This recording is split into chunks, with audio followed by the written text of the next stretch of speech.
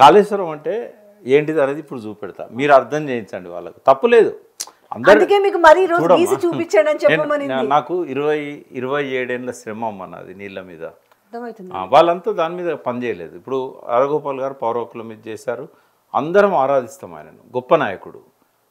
చావుకు తెగించి కోదండరామ్ గారు పౌరకుల ఉద్యమాన్ని నడిపి తన ఇల్లునే అడ్రస్ చేశాడు బాలగోపాల్ గారికి.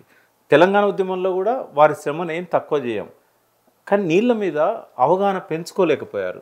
వైట్ ఎలిఫెంట్ తోటి వైట్ ఎలిఫెంట్ కాదు అది, అది బ్లాక్ ఎలిఫెంటే, కానీ వీళ్ళంతా బ్లైండ్స్, వీళ్ళు బ్లైండ్స్, వీళ్ళ కళ్ళకు గంతలు కట్టుకున్నారు.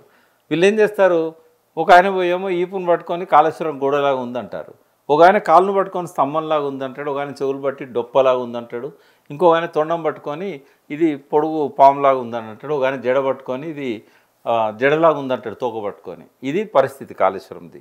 నేను వాళ్ళని ఎవ్వరిని తప్పు పట్టట్లేదు, కానీ తెలుసుకోవాలని అంటున్నా. ఒక్క నిమిషం, గౌరవం ఉంది, వీళ్ళందరినీ నేను గౌరవిస్తాను, అందరు మిత్రులే, కలిసి పనిచేసిన వాళ్ళు. ఐఏఎస్లు చదువుకున్న వాళ్ళకి కూడా అర్థం కాలేదంటే జయప్రకాష్ నారాయణ గారికి కూడా అర్థం కాలే. ఎందుకు అర్థం కాలేదనుకుంటే, కాస్ట్ బెనిఫిట్ రేషియో అని ఎవ్వరు మాట్లాడినా వాళ్ళకి కాళేశ్వరం అర్థం కాలేదు. సింపుల్ టెస్ట్ అది. ఎవరన్నా కాస్ట్ బెనిఫిట్ రేషియో, ఇది వైట్ ఎలిఫెంటు, ఇది ఖర్చు బాగుంది, తిప్పిపోతలు ఉంటాయా అని ఎవ్వరు మాట్లాడినా కూడా వాళ్ళకి కాళేశ్వరం అర్థం కాలేదు. వాళ్ళు ఏదో కుట్ర చేస్తున్నారని నేనన్నా, వాళ్ళు ప్రజలు తప్పుదో పట్టేయడానికి అంటున్నారు స్వార్థంతో నేనన్నా. వాళ్ళు గొప్పవాళ్ళు, మహానుభావులు, తెలంగాణ చరిత్రలో వాళ్ళ పాత్ర ఎప్పటికీ ఉంటుంది.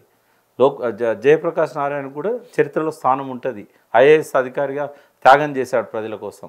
కానీ అర్థం చేసుకోండి అని చెప్తున్నాను. ఏమనంటే, ఇప్పుడు మీకు చెప్తా, కాళేశ్వరం అంటే మేడిగడ్డ, ఇక్కడ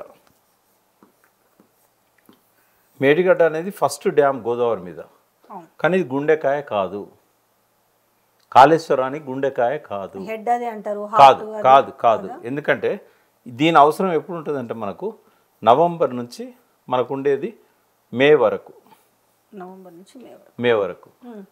నుంచి మే వరకు గేట్లు తీసుంటాయి.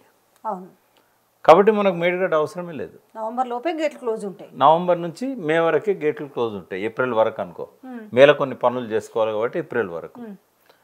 ఈ మేడిగడ్డ దగ్గర కన్నెపల్లి పంప్ హౌస్ నుంచి మనము 3వ టీఎంసీ కూడా ఎత్తిపోసుకోవాలనుకుంటున్నాం కదా. సపోజ్ 300 టీఎంసీలు ఎత్తిపోసుకోవాలనుకున్నాం ఫ్యూచర్లో, అనుకున్నాం. ఓన్లీ 30 టీఎంసీలే మేడిగడ్డ గేట్లు వేసి తీసుకుంటాం. ఈ 270 టీఎంసీలకు మనం మేడిగడ్డ నుంచి ఓన్లీ 30 టీఎంసీ అంతే. నవంబర్ నుంచి మే వరకు మనం తీసుకోగలిగేది హార్డ్లీ 30 నుంచి ఒక 50 టీఎంసీలు అంతే. ఆ టైంలో అంతకంటే ఎక్కువ రావు గోదావరిలో.